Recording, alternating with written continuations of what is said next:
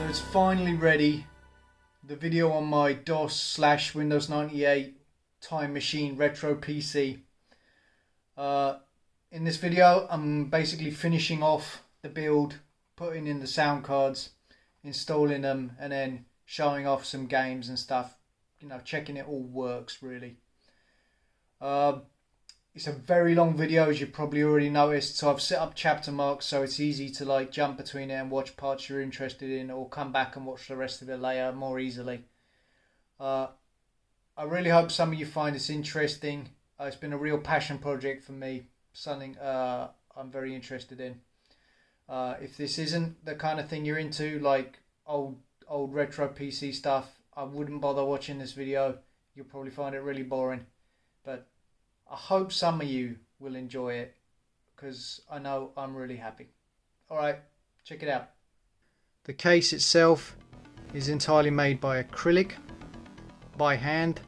All the measurements and cutting and everything, so that's why there are imperfections here and there, little scratches, little things don't quite line up. But still, I'm really happy with what I've achieved here, and it fulfills what I wanted out of it, which was a case that would let me see the guts in action while also being as compact as is possible, and most importantly giving me super easy access to the cards and the motherboard. Now I'm going to walk you through the build. We have the system part and the drives and power supply part. First of all, down here we have a DVD-ROM drive and a 1.4 megabyte floppy drive, and underneath, if I can angle it right, there is a 64 gigabyte SSD drive for mass storage. If I scroll this around a bit, we can see the drives profile. There are 3D printed brackets which hold them in place, and this case, one other good thing about it is that it can be completely disassembled. The side panels are glued on along this part, but the front and back panels come off, and you can access all of the drive screws and everything to take all the parts out. So nothing is entombed in here forever. If I continue to rotate this a bit, we can see here there's a lot of reflection because it's the acrylic. This is the SATA to PATA adapter board, so it lets me connect it through an IDE to this SATA drive I have stored under there. If we scroll around to the back, it's a bit messy looking here at the moment because I've got some loose cables, because they're meant to go connect to things that aren't in or attached to the system yet. And of course, you know, IDE and power cables, there's only so much you can do. They'll always be there, so it is what it is. And those cables, they loop around through this gap in the back panel. Here's the power supply. It is a TFX form factor power supply rated at 350 watts. It's a new power supply. I don't like messing with old school power supplies because you never know how healthy they are after 20-30 years, who knows. And that has intake and exhaust, so it won't get hot. It's also very quiet. And we can see here in this little compartment the main power cables. They loop around the back for the drives and up around the top to the main board. Okay, now let's go take a look at the upstairs section. So up here on the front panel we've got a nice chunky red clicky power switch. Love this. And activity and power lights, so you can see what's going on. Now if I stand up over, we can get a better view into the board here. This motherboard is an ASUS P5A-B revision 1.04. That's a baby AT form factor Super Socket 7 motherboard. It has 2 ISA slots, 3 PCI slots, and an AGP 4-speed slot. This ISA slot and this PCI slot are shared, so you can only have one card in one or the other. It was super important to have ISA slots because I'm really interested in PC sound cards from like the 90s and so forth, so that was very important. And of course I wanted AGP so I could get some, you know, halfway decent video card to make it a bit more flexible in the system. there's the chipset. This is an ALI V, I think, chipset. 100 megahertz front side bus. If I rotate around here, we can get a look at the RAM. The RAM is a 128 megabyte PC100 module. This is enough RAM for the games and software that this PC as a whole is capable of. I have a 256 megabyte stick, but it's not really necessary for the build. Actually, here's something to talk about. There are two different power connectors here. There's AT, which is the old form factor for power supplies, and ATX, which allows you to use modern power supplies. So that's pretty useful. And then this big boy at the front here. This is, underneath all this I should say, is a AMD K62 Plus, rated at 570 megahertz, but I have it set up to boot at 550. It's enough, and it easily overclocks to 600 if you want extra speed. That's never been a problem. The very cool thing about with the Plus CPUs is they have this, well, what AMD called Power Now technology, and that basically means with a command line tool or in Windows you can adjust the frequency and the caches of the CPU, so you can slow it right the way down or make it as fast as it will go just with a simple command line. You don't have to go into the BIOS, you don't have to fiddle with jumpers. It's super easy, which means you can run older software and more modern software with just by running a command before you do it to make sure the CPU's in the best compatible mode. So that's why I went with this CPU. Plus, I have nostalgia for it because I used to have an old IBM Activa back in the day, which had a K62 450, I think. Yeah. But yeah, definitely the Plus CPU was the way to go with this. Lets me run the old DOS games slowly enough and Windows stuff quickly enough, I guess. Back here we have the IDE ports for connecting the floppy drive, optical drive and the hard drive. And around the back,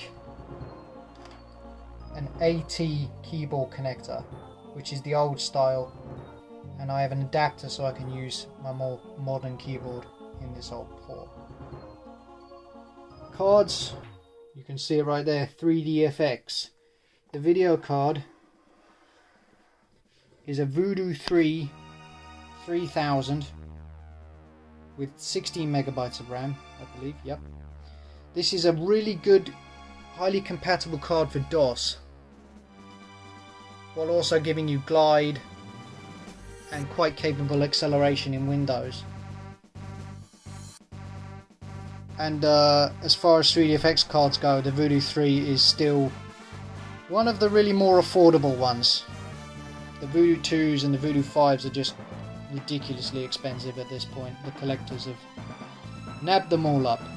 It's been modded with a fan and some heat sinks to make sure it stays nice and cool.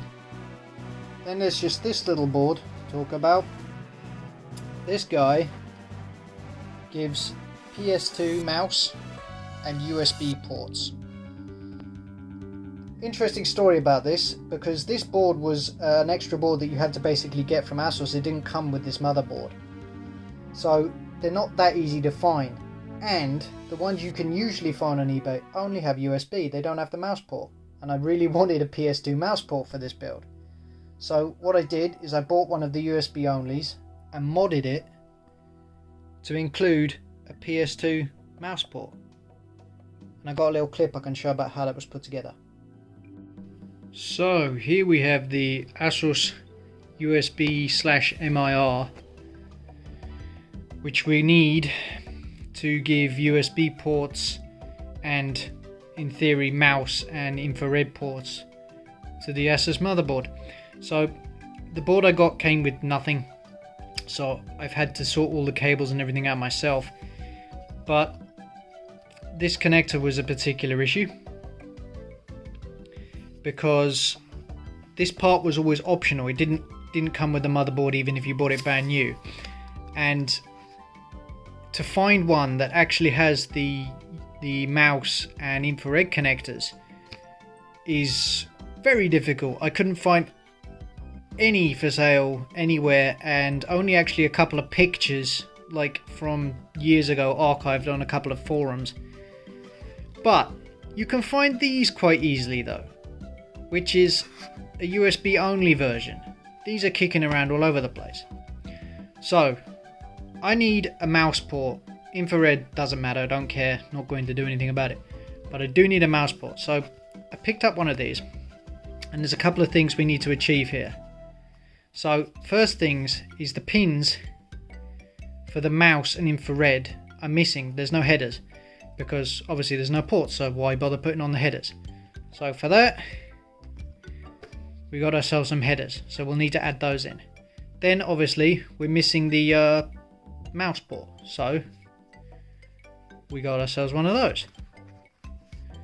We'll have to install that, and then after we've installed that, we got to make a hole in the bracket to get to the mouse port. So that's the plan. First things first, desolder the vias, which have like a little bit of solder layer in them. So we've got to get rid of that so we can actually put the parts in.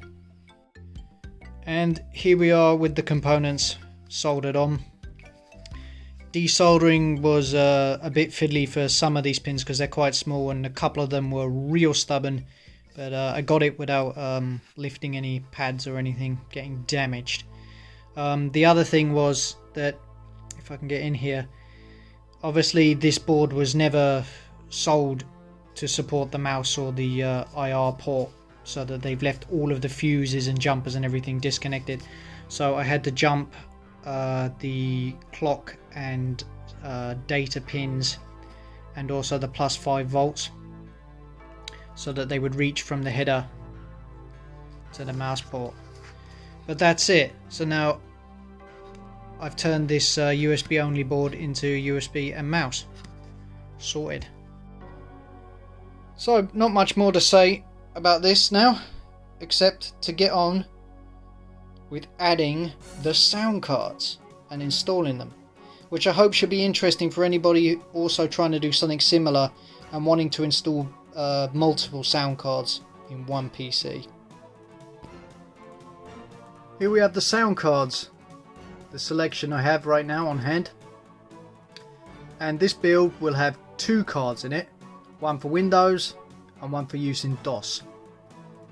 So I only have one card suitable for what I want in Windows, which is something suitable to go along with the Voodoo 3, that kind of level of 3D acceleration. So it had to be the Aureal Vortex 2.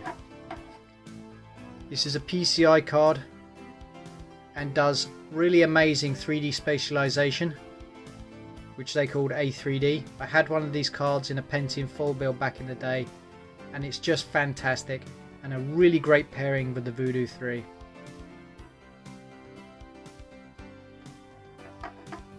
Now for DOS sound, there's a few more choices going on here, and I did have another card here which is no longer present, which was the Sound Blaster Vibra 16S, and I was previously testing out that card, but it turns out that it has absolutely awful noise in it, some terrible distortion through the headers, and it was just basically unusable. So my friend Misala currently has it in bits, and we're trying to figure out where the source of all of the sound corruption is and improve it, hopefully. But in the meantime, there are 3 main choices here, and arguably they're all better than the Vibra 16 by a long shot. Start off with, over here we have a creative AWE 64 value, and it's a great card. I had one of these in a Pentium 75 build way back, and yeah, it's a great card. Maybe like early Windows, kind of Windows 95 level card really. The DOS support is okay. It doesn't have a dedicated FM synthesis chip. It's got some built-in emulation, which is not perfect, but you know, it is what it is. It has great audio quality considering, and RAM on the board. And what I've actually done to this card is it normally comes with 512K, which you can then load up wavetable banks to. But there's a mod you can do to switch out that 512K for 2 megabytes. So that's what I've done here. So this card now actually has 2 megabytes. So you can put bigger sound banks on it, which sound better. So this is a pretty decent choice, but no genuine FM synthesis, which is why I haven't decided to go for it. Now over here we have something very interesting. This is a 2020 sound card, so made very recently, and it is the Orpheus, which you can find out about on the Vogons forums. This is a very cool thing. So it has a crystal chip which does all of the DOS audio, and also this little square guy here is an Yamaha OPL3 chip, so it's got dedicated genuine FM synthesis and hardware MPU, so it's kind of got the whole lot going on, and you would think the perfect sound card. But I've not gone for this choice. It's something I want to play around with, which is why my PC case is nice and accessible for swapping the cards in and out. But it's not going to be the card that stays there for the majority of the time, at least yet. Because I found out it was more tricky to get certain software titles to run the way I wanted with this card, even though it's so full featured. I think in time I might learn more and the drivers might change or improve, and then it'll really be the be all and end all. But right now I'm not going with this card. What I am going with, if I move that to the side, is this guy right here. So this is the card I've chosen for my build right now, and it's a bit of a mouthful, so bear with me. An Aztech Sound Galaxy Nova 16 Extra 2. Try saying that 3 times fast. So this is what turns out to be a very cool sound card, and I really have basically very few things to complain about it. It's just really good, and it's surprising because nobody talks about it, and it's dirt cheap. So anyway, let me go into what's going on with this board. Here's the Aztech chip, which is an AZT2316R, which does the DOS audio, which this acts as a Sound Blaster 2 Pro. It's fully compatible with that format. Up here we have a crystal chip, and this provides what's known as Windows Sound Source, which basically is 16-bit audio equivalent to the Sound Blaster 16. Over here we have a Yamaha OPL3 chip, genuine Yamaha OPL3, so the FM synth is going to be absolutely spot on. Over here we have a wavetable header, which we'll get to in a minute, and there's even a CD-ROM connector if you wanted to slap on a CD-ROM to it. So what we have here is a fully Sound Blaster 2 Pro compatible card that will also do 16-bit audio through the Windows sound system, has genuine Yamaha OPL3, and a fully functional wavetable header. And what I'm going to put on that is this little guy here. This is a DreamBlaster X2. This is made by Sadako, and this is actually a new board as well, 2020. It's made by the same people who created the Orpheus. Goes on nicely there too. So this provides wavetable general MIDI audio, and it's got 64 megabytes of space, so you can put on some really high quality sound banks. I've got something called the Buran sound bank on there right now, which is a very high quality sound bank. So this provides really good general MIDI and just pops on this header here just like that. And there we go, popped on. And just like that, we have high quality general MIDI added to this board's already great list of features.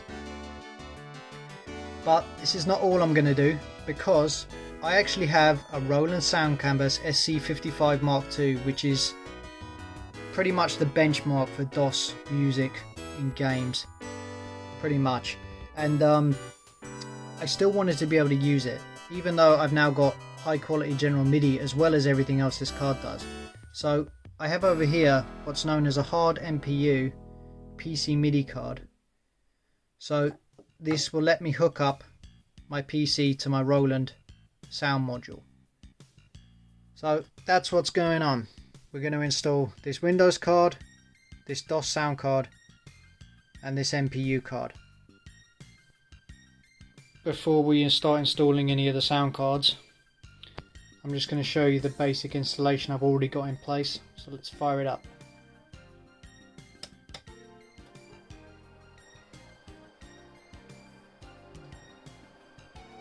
Fan spinning. K62 processor, 120 megs of RAM. Windows 98, second edition. So this has had the system board drivers installed, DirectX 7 graphics card drivers, and then I've gotten all of the packages I'll need to install the sound cards ready on the hard drive.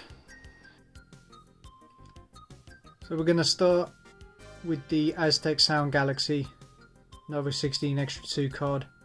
We're going to install it in this endmost ISA slot, and then we'll boot up Windows, but we will not go into Windows, we will actually go straight to DOS. So let's get this plugged in there, which I'm going to have to cut to because I can't do it one-handed. There we are with the card plugged in. Now this card is not plug and play, which is what I want, because it just makes things easier, but it's not entirely jumper configured. So it has a software configuration which it saves to an EEPROM on the board.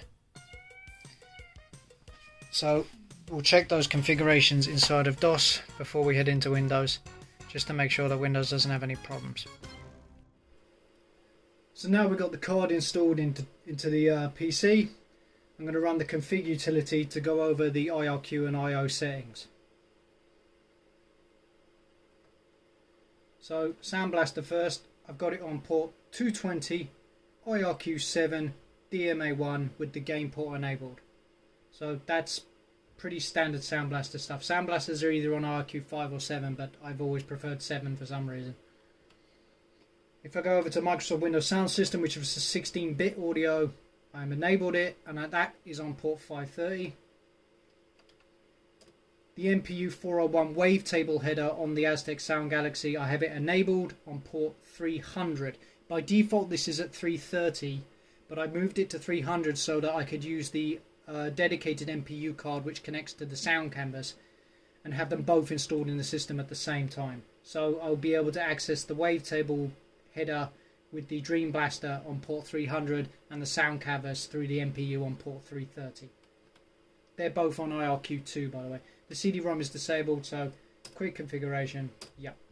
So I've already saved those settings, so normally it would have showed that it would ask if you want to save it. So they're in the autoexec.bat. So what I'm going to do now is I'm going to run diagnose, and we're going to test to make sure this all works. So we'll start with FM music, which is generated by the OPL3 chip on the Sound Galaxy.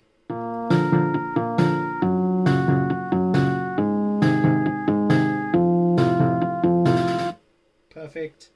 8-bit sound, both speakers. So this is the Sound Blaster Pro 2 compatibility mode. Computers today need more power. The power of sound. That's good, and let's make sure the left and right are in order, so I'm going to just test the left speaker now. Computers today need more power. The power of sound. Great, that's working. Right, and then 16-bit audio, both speakers. So that goes through the Crystal chip, which does the Microsoft Sound System stuff. Let's check the left and right by testing the left. That came out the left speaker, all good. And the MIDI out, this might be, it is quiet in this test mode, but when you play music it's much more audible. But I can hear it, very boring, ding ding ding ding ding. But that's coming out of the DreamBlaster card through the sound card. Alright, so we're good. Everything's good here. So the next step is to boot into Windows, where we're going to search for non-plug and play hardware. Alright, so what we're going to do first is we'll open up the control panel, add new hardware, next, searches for plug and play. I don't have anything new there. Now it's going to search for not plug and play, which is what I am interested in. I'm going to say yes, next, and search. This can take a little while, so I'll cut back to when it's actually found the stuff.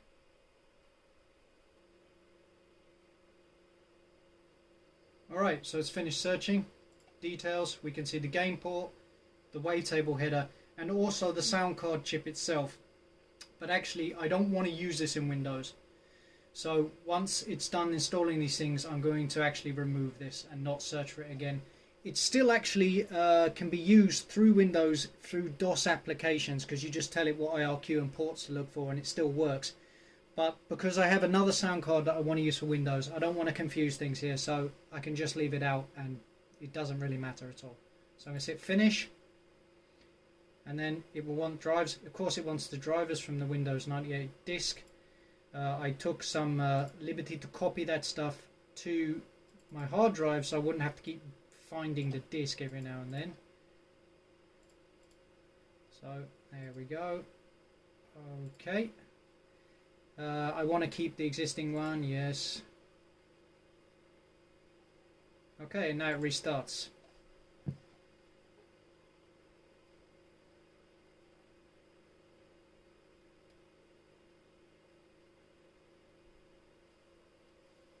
Alright, and we're back in Windows. Can get rid of this for the time being. So now if I go over to my computer, right click, properties, device manager. So this never installs properly the first time round. It's got something to do with the that you got to find the correct drivers for it, which I do have, but as I said, I'm not going to. So I'm going to go just remove it. Goodbye. Okay. So that's gone, but I've still got access to the game port on the card and the wavetable header. So let's just go check that Windows has seen these at the correct place. So we check the resources, 300, that's right, and the game port will be fine. Okay, good. So we're done there. We might actually at this point be able to test something. Let's go accessories, entertainment, Windows Media Player, and open, browse, my documents, music, MIDI, and Canyon. And let's see if this plays.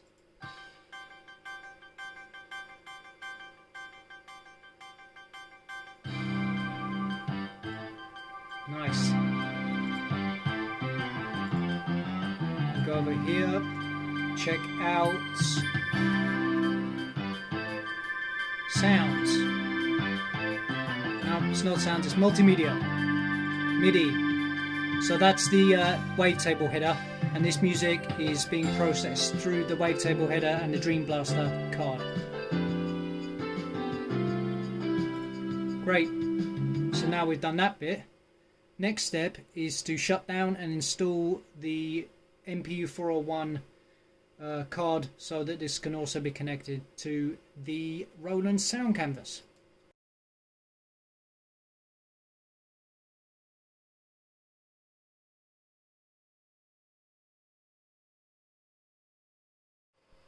Alright, we're back in the Windows, and I've repeated the search for non-plug and play hardware, and it comes up as the Music Quest MPU 401 compatible.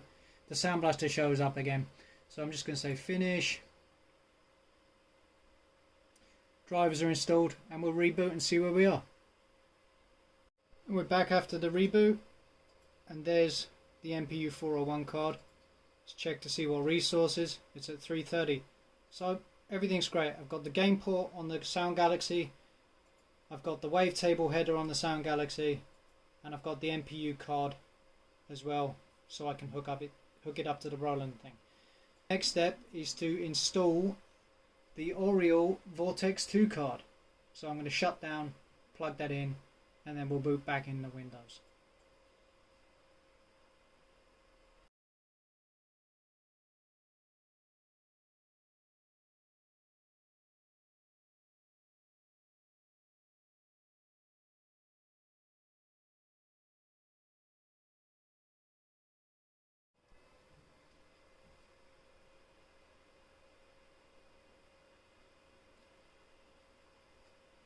We've got the card in and we're booting, keeping our fingers crossed that Windows doesn't crash.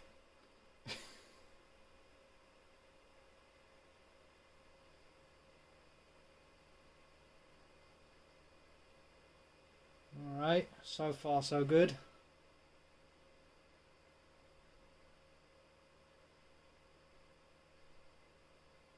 Right, so it sees the plug and play hardware. So what I'm going to do is I'm going to tell it where to find the drivers. So I'm going to specify a location. So I have drivers, Vortex 2. Now this is a special package. It has no Sound Blaster emulation because I want to use the real Aztech Sound Galaxy card for that. I don't want this Vortex 2 to be doing any Sound Blaster emulation. So there's actually a package you can get from Phil's Computer Labs which has this taken out. So this is the one to go for. I believe this is the correct folder. Yep, it's found it. Now I'm going to install.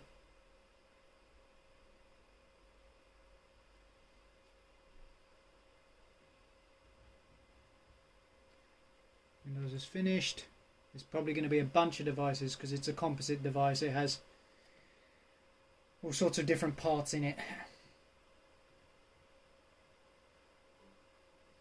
And when we come back up, some of the devices in the Vortex 2, such as the game port, are going to have conflicts with the existing stuff I already have. And I only need one game port and I want to use the one on the Sound Galaxy. So I'm going to disable anything on the Vortex 2 that has an issue right now.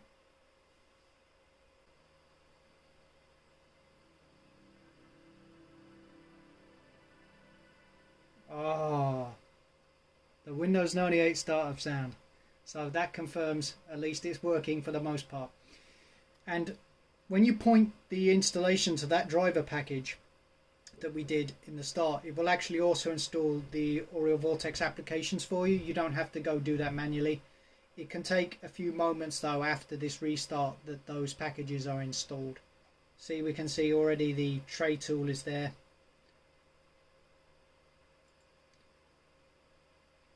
There it is, with the demos as well. These demos are cool. We'll look at those in a while. Let me just sort that by name. Okay, so what I want to do now is check the hardware under Device Manager to see what's got conflicts.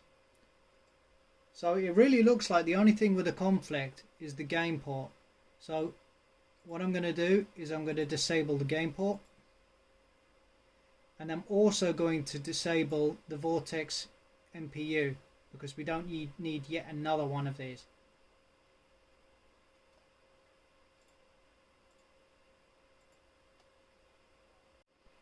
And so here we have it. All three sound devices are installed and working. The next thing to do is to run everything through an external mixer so that we can get all the sound through the same output and everything at the right volume levels. So I'm going to hook that up and then explain what I did afterwards. So this is the mixer I'm using.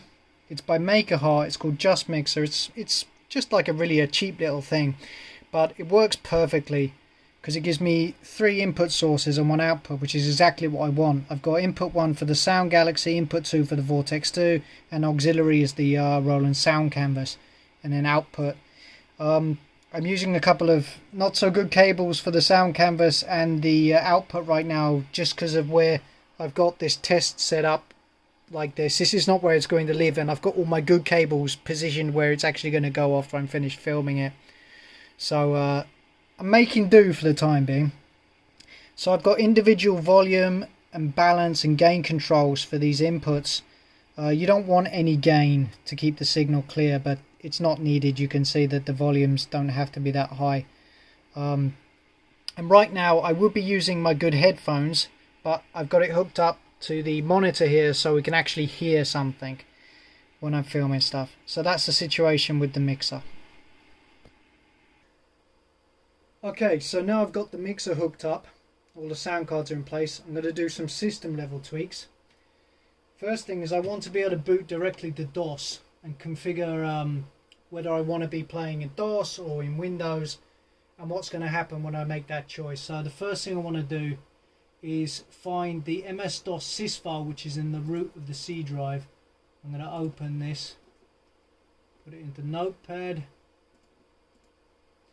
and I'm going to change boot GUI to 0. Save that. Okay, yeah, because of like rights about what can be saved and so forth, it's going to make me save it somewhere else. So I don't know, let me just put it here in DOS.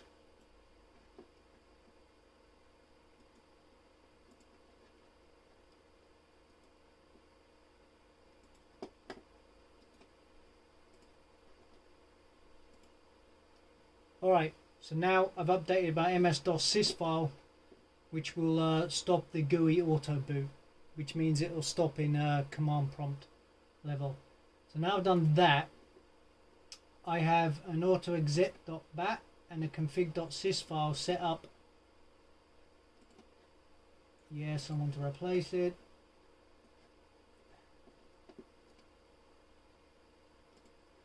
Yes, I want to replace it. So this gives me a boot menu and sets up the drivers and so forth for DOS. So now we've done that, let us restart.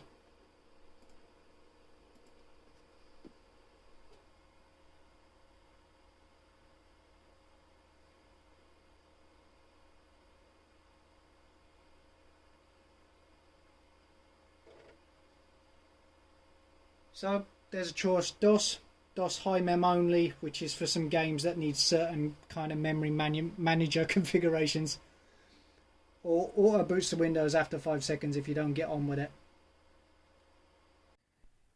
So here is the last part of the case that I haven't really shown yet. This is the lid. We have 4 square brackets, so it just drops on and lifts off. This is the underside.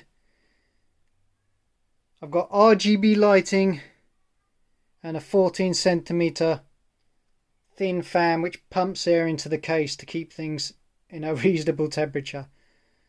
And the power connector hooks up to the power connector that I have right here. So I'm going to connect this up and I'll show you it on top of the case and lit up.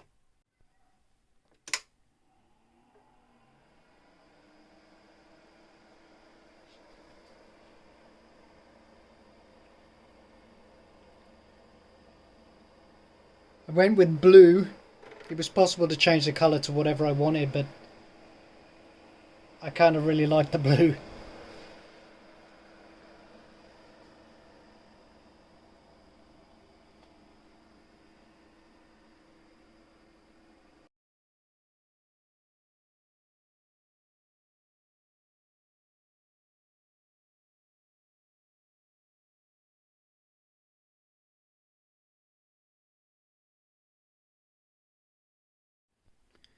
And here we have the last piece of the puzzle. This is a VGA to CGA scaler. So what that means, it will take in a VGA signal and pump out something that will work on a television via RGB SCART. The observant of you may have noticed that the Voodoo 3 has an S-video port on the back, so you would think, why would you need this? Well, there's a whole lot of caveats related to that, which I'm not going to bother going into, and the quality is not good. So this provides a better quality and full screen and so forth like that, and it's just really good for old DOS games to play them on a television. So this is going to be in the VGA chain, so connected to my B&O MX4000. It's time to test the audio, what I've been looking forward to. The first thing I'm going to test is the FM synthesis via the OPL3 chip that's on the Aztech Sound Galaxy. And I'm going to do that with one of my favourite games, Alone in the Dark, which is also one of the first games I ever played on PC. So what I'm going to do first is I'm going to slow the CPU down as much as I can here. I've turned off the L1 and L2 caches and clocked it down to 200 megahertz. Then we are going to jump into the game. So let's go into the games folder and then Alone in the Dark floppy version. And then this command, I believe. Alright, the game is already configured, so I'm just going to jump in.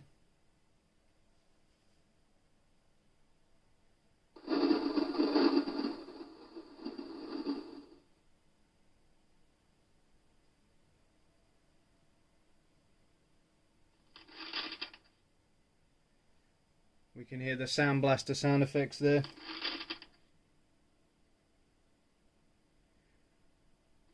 Hit enter. Begin a new game.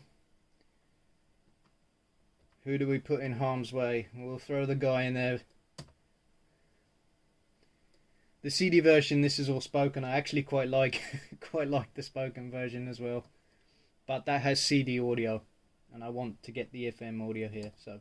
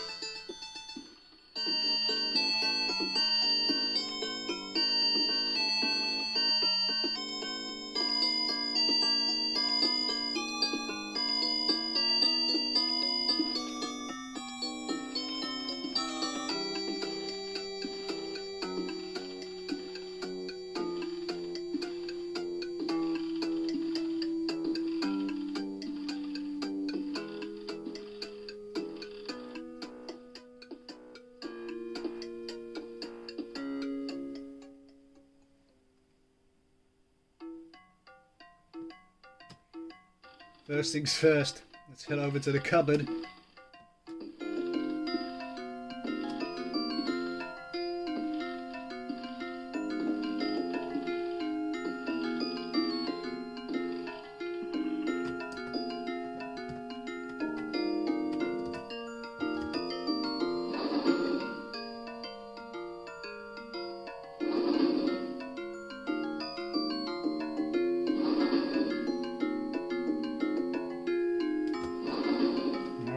That's that taken care of. Second job.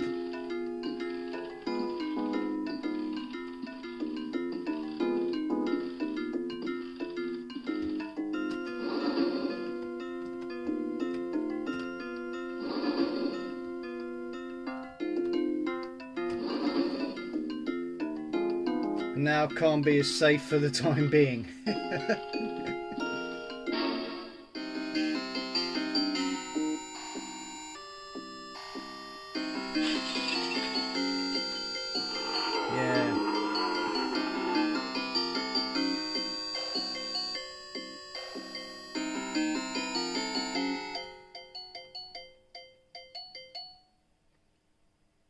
So the FM's working perfectly, sounds perfectly as you would expect from a genuine chip.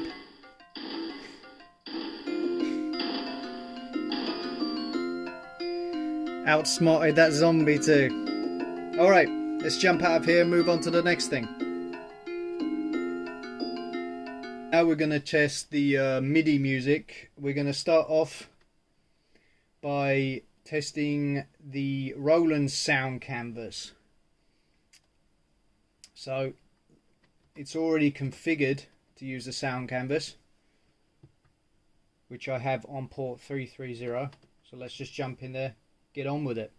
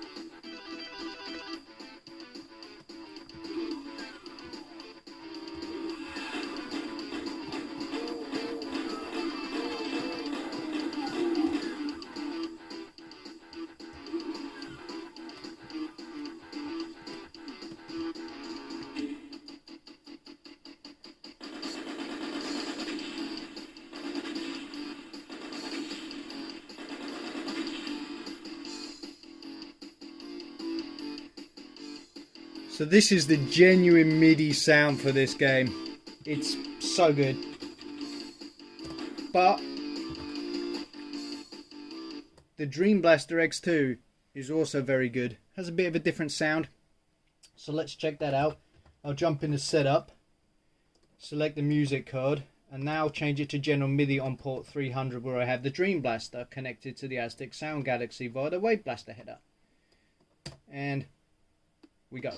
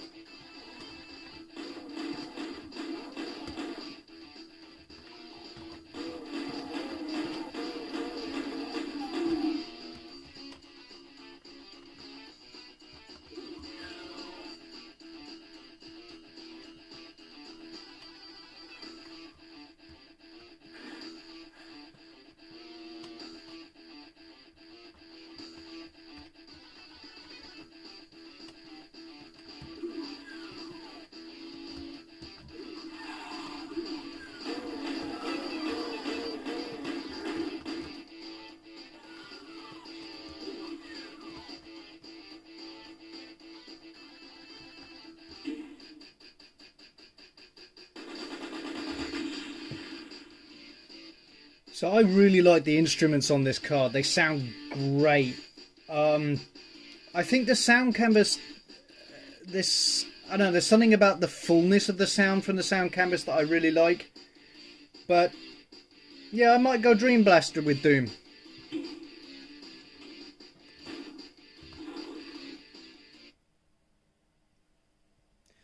Alright, and of course, there's one other game we have to check the MIDI out in.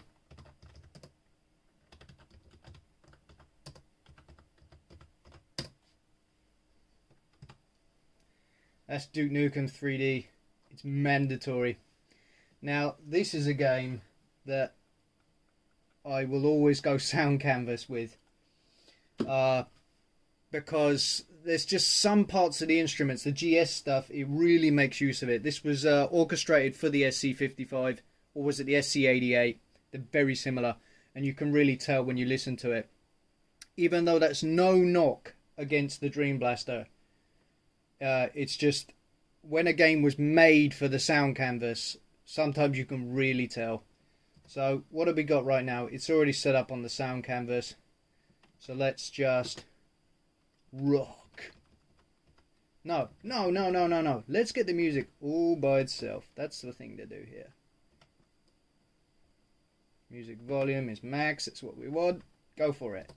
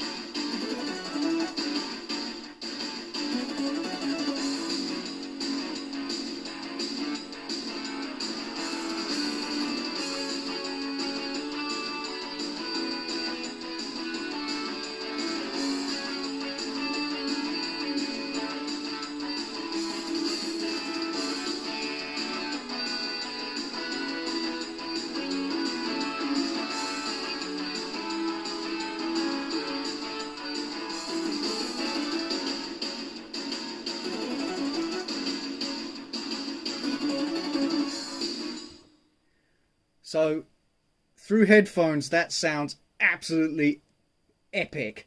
Of course, in order to get the sound to the camera, I've got it pumped through the screen here, which is not ideal. The speakers aren't great, but it was the best solution I had.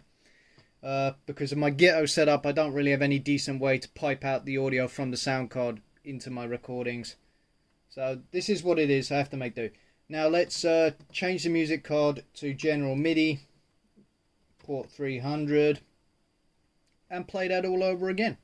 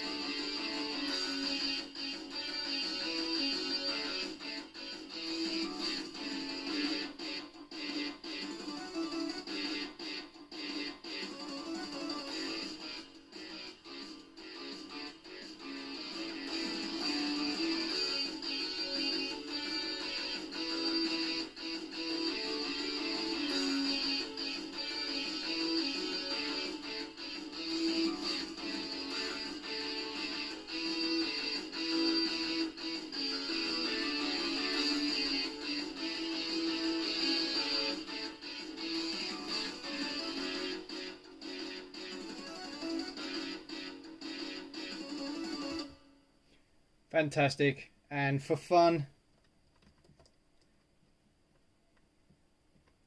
we will go up to Sound Blaster and play OPL3 version of that as well.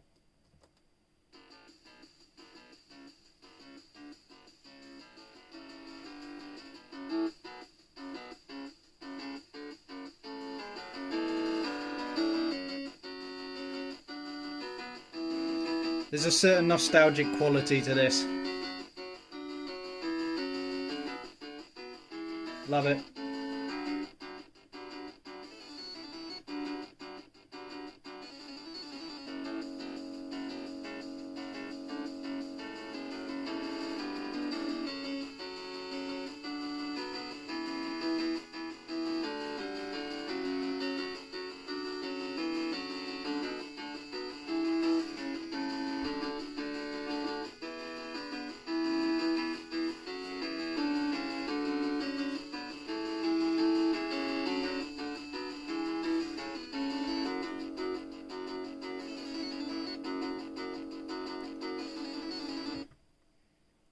So I have a great big bat file, which is like a menu for all my games, which sets up the modes and everything for all the games before I use them. But I'm doing it manually here just for the sake of it. So if I'll jump back to here, I have a bat that sets the card to Windows Sound System mode. Now I'm going to go into Games and Descent. Okay, you can see here, Microsoft Sound System, port 530. We can test the digital sound card.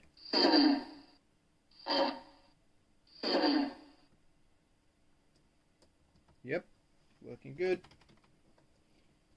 Exit and Descent.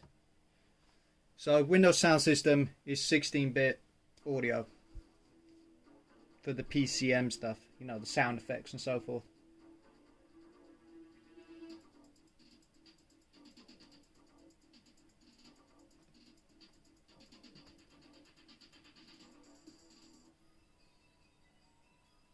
Great music in this game.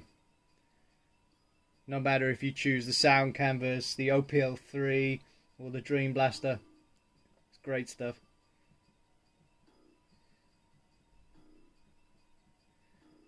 I remember back in the day, first time I saw this game, it really impressed me. It could get a bit nauseating because it's 6 degrees of freedom.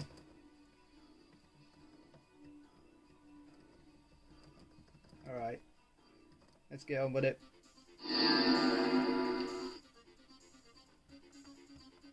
Try to remember how I had the controls configured.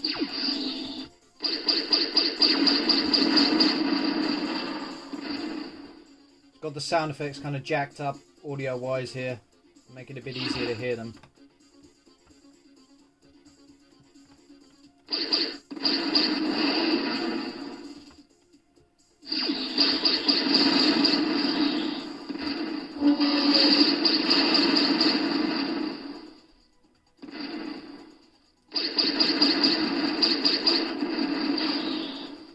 Who's shooting at me?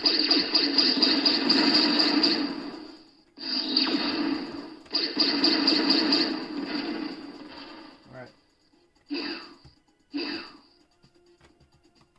So, yep, Windows Sound System working great for 16-bit stuff.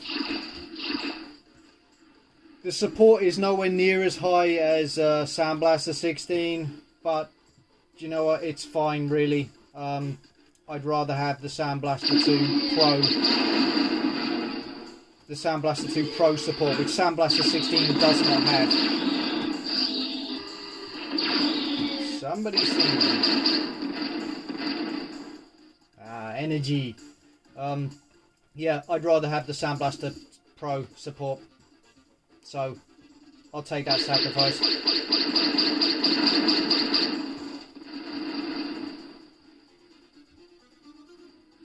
Alright, so that's working great. Next thing to do sound wise is we'll jump into Windows and show that the DOS stuff works fine there, even though Windows doesn't know about the Aztech. And we'll also quickly demo the Aureal Vortex 2.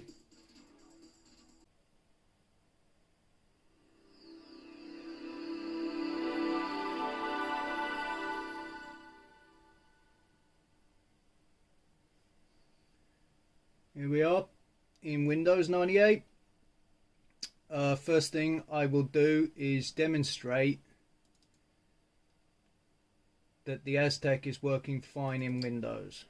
So let's go into games, and yeah, Duke 2 is gonna be our test case here.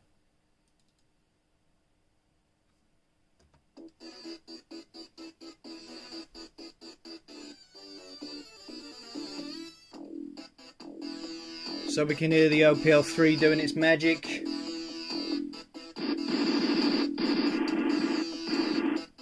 Sound Blaster Pro effects.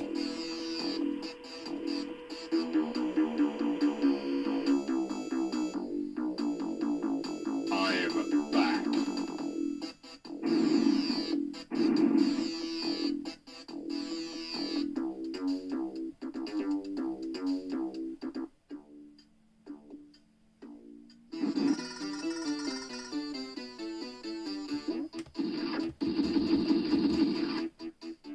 a nice thing about this card that a few Sound Blaster Pro clones suffer from is that they don't support all the ADPCM modes, which means in Duke Nukem 2 some of the sound effects are missing. Oh, that's a bomb.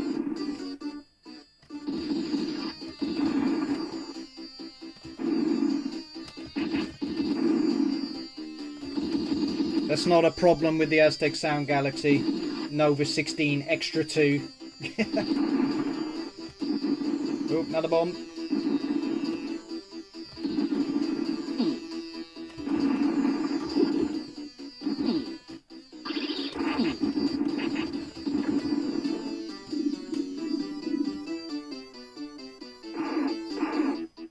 So, Sound Blaster mode in Windows, working great.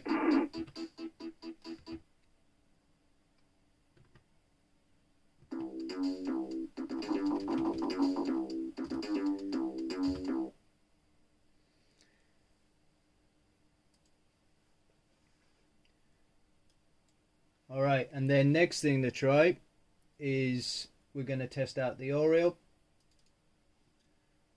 Let's first of all look at A3D demos. Big problem here, because the sound is coming from the screen and not a pair of headphones, the awesome 3D effect is going to be completely lost. So this is more like just proof that it works, and it's not going to be proof about the 3D stuff. I'm sorry, I don't think there's anything I can do about that right now. So let's jump into A3D rooms.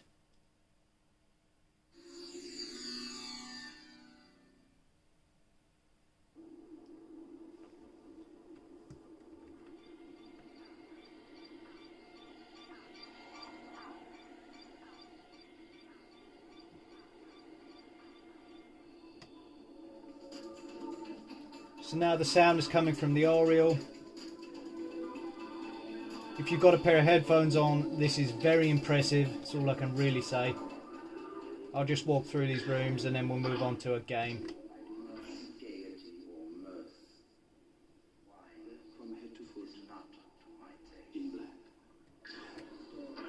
Sounds like quotes from Bram Stoker's Dracula.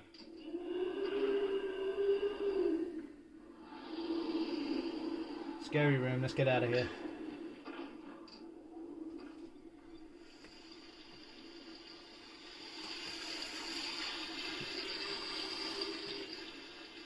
A3D can do all of these great occlusion effects, so when you walk behind things, all of the sound is appropriately modified.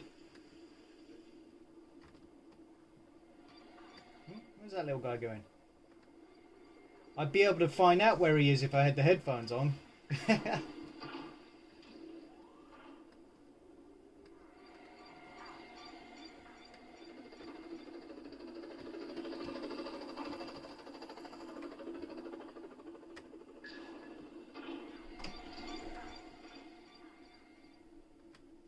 So, A3D working, just can't really demo it to you right now.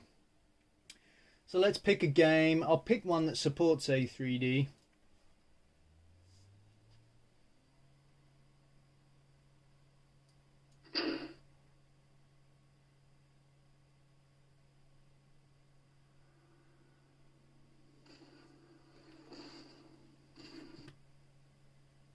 Right, so here we are in Heretic 2. Let's check the settings first. Aureal A3D, high quality sound, that's what we want. I've turned the CD music off for this. Video, 3D effects, glide, that's what we want. Actually, no, that's not glide, it's GL. It's 3D effects is OpenGL driver. 1024 by 768. Quality. We can see in here A3D was initialized okay. So now let us jump into the game, and I'll just pick the tutorial for demonstration purposes.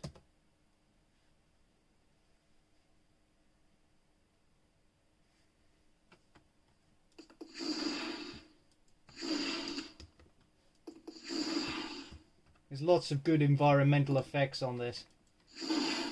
It's hard to capture it, I guess, through these little speakers, but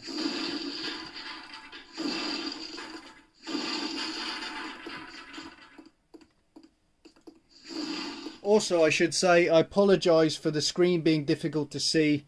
It's summertime here in Finland right now. It's very bright. I've done the best to cut the light out of the room, but this is what it is. And besides, this is more about the audio experience as opposed to the games. People know what 3DFX glide stuff looks like. Alright, that's working. Let's jump out of here.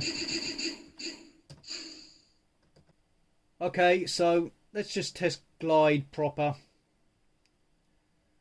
And for that, I want to run Unreal Gold.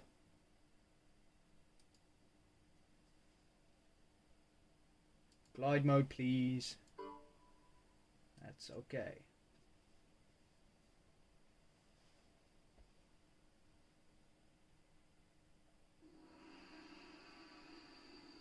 Let me see if I can get the camera to balance this out a bit better.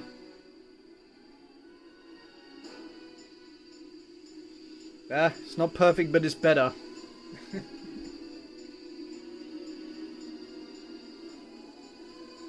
So the AMD K62 Plus at 550 and the Voodoo 3000 are capable of running Unreal Gold perfectly.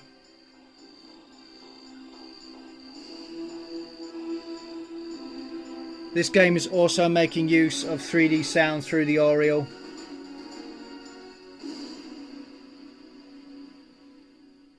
You can tell that by when you look at the logs from the game. It doesn't actually sort of tell you in here though. Let's make a few tweaks. First of all, let's pick a sensible resolution.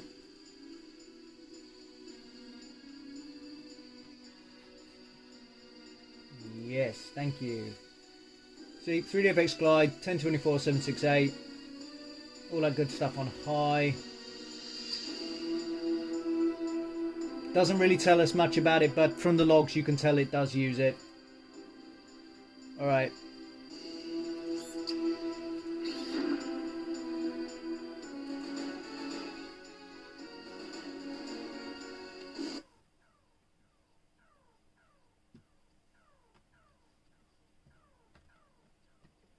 Prisoner 849 escaping. This game needs some control configuration. The mouse is inverted and movement is on arrow keys. I'm gonna have to fix that before I start playing this for good. Oh man, that inverted mouse is a real brain twister. It's basically impossible to play with an inverted mouse. Why would they do that? Maybe the config is defaulted to some sort of game controller or something. I don't know. But yeah, that's working great. No need to stick around there too much.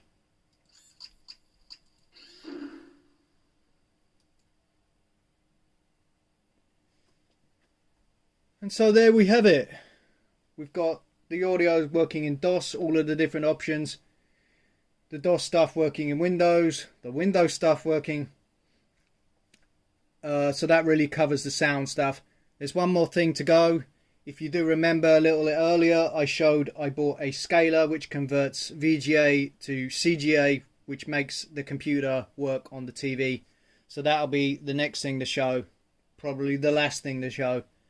Why I use it and why I think it's cool. Alright, let's move on.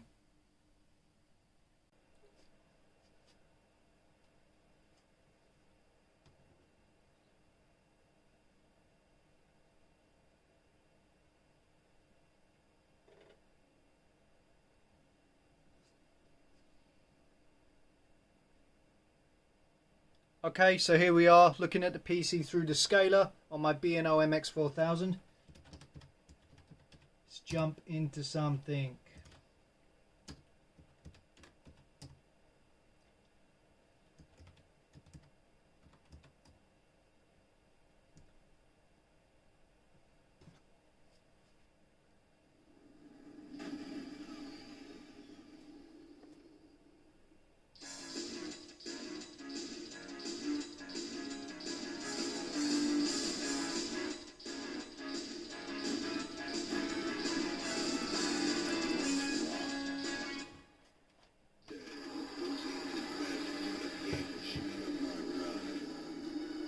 So Duke 3D, I've got it configured to 640 by 480. Look at those edges, lovely. It looks so good on the TV, it really does.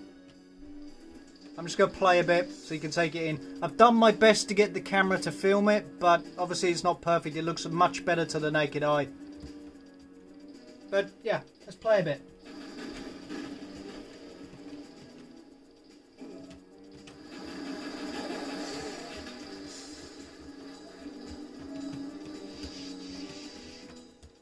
Aha, never mind, try that again.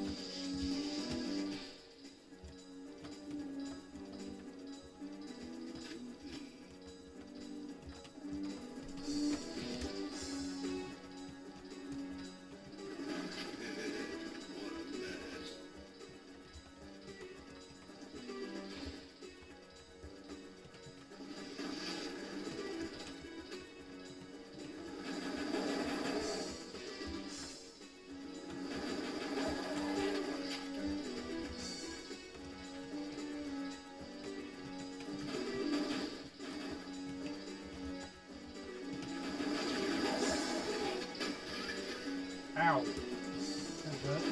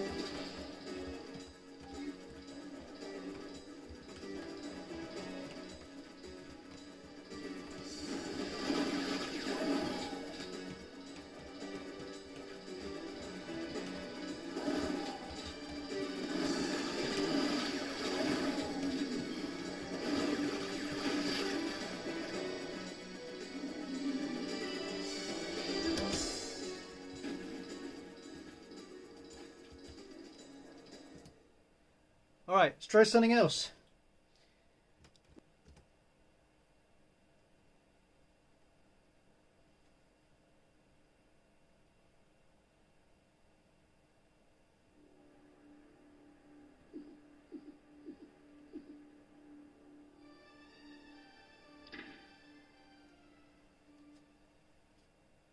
Good luck.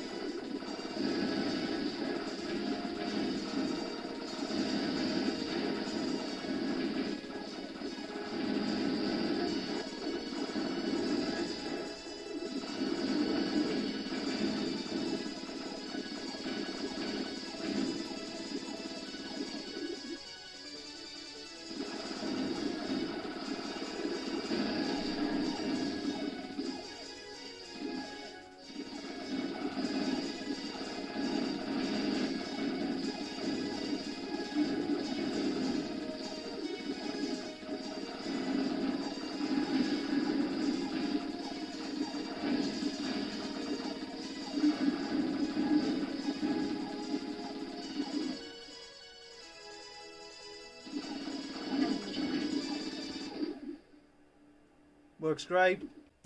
So I've already showed this, but I want to show it on the TV.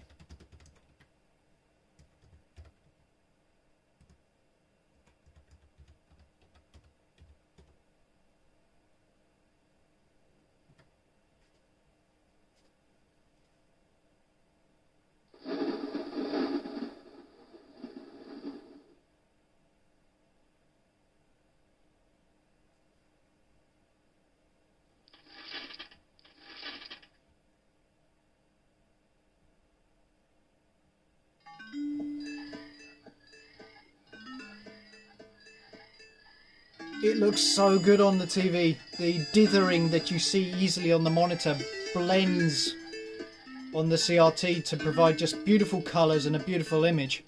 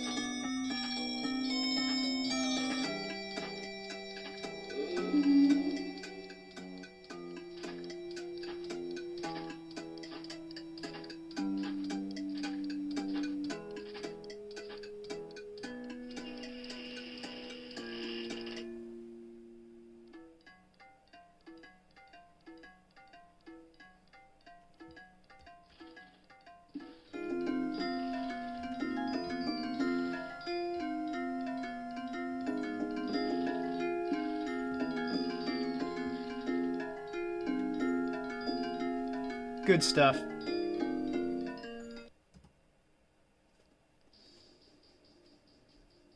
One more thing I wanted to show. This is Doom. If you play this in DOS through the S-Video connection of the 3DFX Voodoo, it basically only fills half the screen vertically. There's these massive black bars. It's not properly formatted at all. Whereas with the scaler, it looks perfect, exactly how it should do.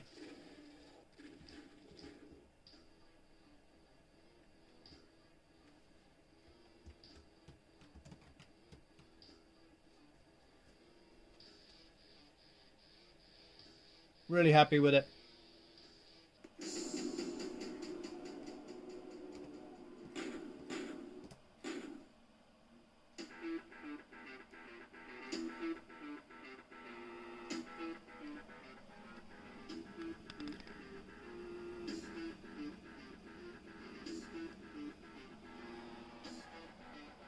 So there we go. I hope some of you found this interesting and that even one or two of you made it through the whole thing. If you've got any stories or comments or any positive thoughts to share, please put them down below. I'd love to hear from you. If you felt this was boring, then I recommend just go watching something else. Because this is always what it has been. I do what I want to do. And right now, it's this. Alright guys, thanks a lot. Take care.